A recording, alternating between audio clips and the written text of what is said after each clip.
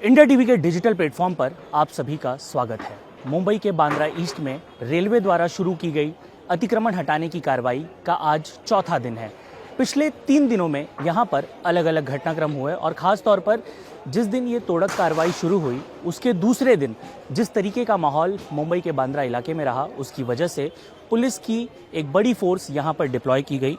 अब तक इस पूरे घटनाक्रम में अगर आप देखें तो जिस तरीके से लोगों ने पत्थरबाजी की, इसके अलावा यहाँ पर पुलिस के ऊपर हमला किया, कई ऐसे विजुअल सामने आए जिसमें पेवर ब्लॉक उठाकर पुलिस के ऊपर हमला करते हुए शख्स जो है वो नज़र आ रहे हैं। तो इस पूरे मामले में अब तक 19 लोगों को गिरफ्तार कर लिया गया है। इस गिरफ्तारी के बाद अब पुलिस ये सुनिश्चित कर रही है कि ये तोड़क कार्रवाई ठीक तरीके से पूरी हो जाए। खास तौर पर पुलिस और रेलवे पुलिस और जो भी प्रशासन है जो इस अतिक्रमण हटाने की मुहिम में जुड़े हुए हैं, उनके ऊपर एक जिम्मेदारी ये है कि जिस तरीके से यहाँ पर 1.93 एकर्स में फैला हुआ ये जो पूरा लैंड है उसे खाली कराया जाए। आप अगर देखें तो यहाँ पर कई लोग ऐसे हैं जो डे 1 पे उन्हें हटाया गया, उसके बाद दूसरे दिन वो आकर यहाँ पर बस गए, उसके बाद तीसरे दिन भी जब पुलिस ने यहाँ से अतिक्रमण हटाने की कोशिश की तो पुलिस और प्रशासन के ऊपर भी कितनी बड़ी जिम्मेदारी है। आप समझिए कि यहाँ पर लोग रह रहकर अंदर घुस जा रहे हैं। हालांकि कुल मिलाकर 100 स्ट्रक्चर्स ऐसे हैं जिन्हें बॉम्बे हाई कोर्ट ने कहा है कि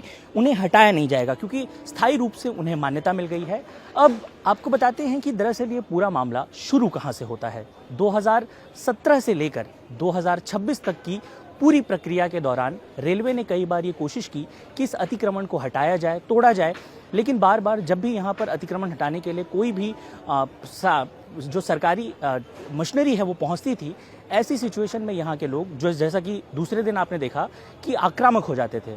उस वक्त मामला कोर्ट में भी था और कई दिनों तक कोर्ट में लंबित रहा। लगभग 9 साल से ज़्यादा का समय लग गया रेलवे को इस पूरे मामले में सुप्रीम कोर्ट से अनुमति प्राप्त करने में। सुप्रीम कोर्ट और बॉम्बे हाई कोर्ट से जब ये अनुमति मिल गई कि अब इस स्ट्रक्चर को आखिरकार हटाना है, क्योंकि डेवलपमेंट के बीच में ये बहुत बड़ा रोड़ा था, ये पूरा का पूरा इनलीगल स्ट्रक्चर। लगभग 600 करोड़ की ये ज़मीन मानी जाती है। बांद्रा ईस्ट का एक ऐसा इलाका है, अगर आप देखें तो यहाँ की लैंड की कीमत, लैंड पार्सल की कीमत करोड़ों में है और यहाँ पर बांद्रा स्टेशन का डेवलपमेंट भी होना है। रेलवे को भी अपनी जो डेवलपमेंट प्रक्रिया है उसे आगे बढ़ाना है, इसलिए इस लैंड की बहुत ज़्यादा ज़रूरत थी और यही कारण है कि इस डिमोलिशन प्रक्रिया को अब आखिरी चरण में ले जाया जा रहा है। आज डिमोलिशन का जो है वो चौथा दिन है। चौथे दिन में कुल मिलाकर 90% काम जो है वो पूरा हो गया है। आप देखिए पीछे विजुअल्स में मलबा आपको नज़र आ रहा होगा और एक फेज़ का काम अब सिर्फ बाकी रह गया है। उसमें भी इसलिए उसमें ज़्यादा समय लग रहा है क्योंकि जो नीचे के घर हैं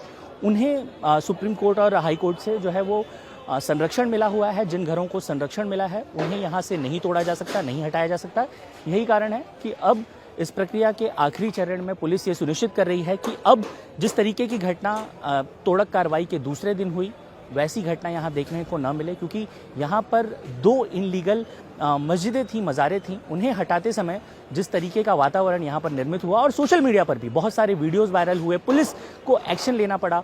आनन फानन में यहाँ पर और ज़्यादा फोर्स डिप्लॉय की गई ताकि जिस तरीके से यहाँ पर जो आसपास के भी जो लोग हैं, यहाँ पर केवल यही इनलीगल स्ट्रक्चर नहीं है, इनलीगल स्ट्रक्चर कमिश्नरेट के लैंड पर भी बना हुआ है, बसा हुआ है, लेकिन अभी फ़िलहाल वो कानूनी रूप से उसे संरक्षण मिला हुआ है, उसकी एक प्रक्रिया अलग तरीके से चल रही है। यही कारण है कि उस लोकेलिटी के लोग और इस लोकेलिटी के लोग जब एक जगह पर मिले तो उस दौरान जिन लोगों ने पुलिस पर हमला किया, मुंबई पुलिस उन लोगों को भी चुन चुन कर गिरफ्तार कर रही है, उनके ऊपर भी कार्रवाई हो रही है और अब ये पूरी प्रक्रिया अपने आखिरी चरण में है। जल्द ही इस मलबे को हटा लिया जाएगा और उसके बाद ये डिमोलिशन प्रोसेस पूरा हो जाएगा। कैमरामैन अरुण देरुलकर के साथ साकेत राय, इंडिया टीवी, मुंबई।